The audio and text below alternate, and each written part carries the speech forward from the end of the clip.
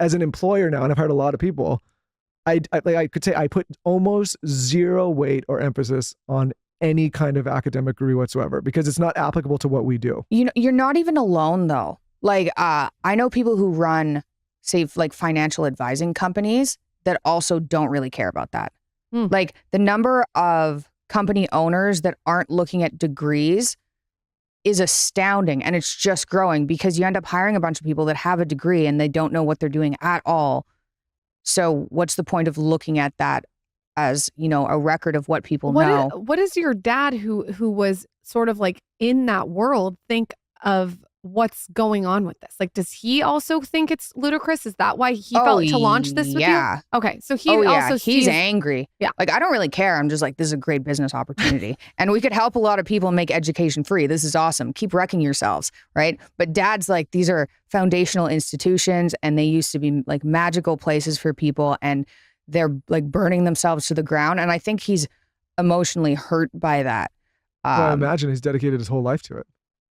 Yeah. And I mean, he got basically alienated out of working at the U of T, which was ridiculous because he was one of their highest rated professors. Because of his platform online? Because he's outspoken or what? Yeah. Well, he started like even in 2016 when he like kind of delved into politics, then there were protests at the university.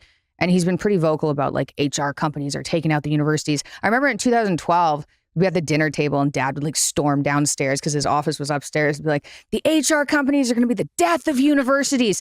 And when he finally put out the video that went viral in 2016, it was because he stormed downstairs one day and my mom was like, talk about it on YouTube, because he had a YouTube channel and he put out this video that was like Professor Against Political Correctness and it went viral. My mom was like, oh. Well, I guess what I'm saying from an outside perspective is I have I don't really have a base knowledge or understand, but what I'm saying is, to me, the incentives are misaligned where you're telling people, hey, take massive loans and then maybe go learn things that you're actually not going to be able to use, that are not going to be applicable to further your career to get out of those loans. And I've said on the show a million times, if you have a parent that's willing to foot the bill, go to school, enjoy it, enjoy the independence, have fun, like learn what you can. You're not going to carry some huge financial burden after. But if you're a young person that's thinking about going to college and you're going to take on hundreds and hundreds of thousands of dollars in debt, and you're assuming that at the end of that, this degree is going to get you out of all that debt quickly. I mean, just look what's happening. There's millions of people that can't get out of debt because they've made this decision. And I just say that as like, it's a fact now. I have to ask you this. You also went viral, it says, on Piers Morgan's show. Oh, yeah. What happened with that? He asked me what I eat in a day. And he was like, what do you eat for breakfast? And I was like, strip loin. Like, what do you eat for lunch? Strip loin. Like, what do you eat for dinner? Like strip loin and soup. And that was the clip. That was the clip. And in the arguments, it was like, but what's in the soup? Unlike, to clarify that, it's like pressure cooked strip loin. Yeah. So it's not like, I call it soup, but. So that went viral. Yeah, like crazy. I don't know, 23 million views or something. Internet went crazy about that. Piers was great. Super nice. I think it was just, I don't know, I guess it's funny. I guess a lot of people haven't heard about, I'm in such a little niche where everyone who talks to me is like, yeah, you only eat meat. That's normal. Like, but most people are like, that's extremely abnormal. So people were freaking out in the comments. I have to tell you, I get it. I totally get what you're doing. I think it's great and it works for you. I don't get, this is my thing. I don't get why anyone cares what other people are doing if it works for them. I think people are offended if anybody's doing anything that's different from them and successful. So like people, I mean, like Musk said he was going to launch something to Mars and people were unhappy in the comments. I feel like it's a waste of capacity to be offended over something you can't control, but that's just me.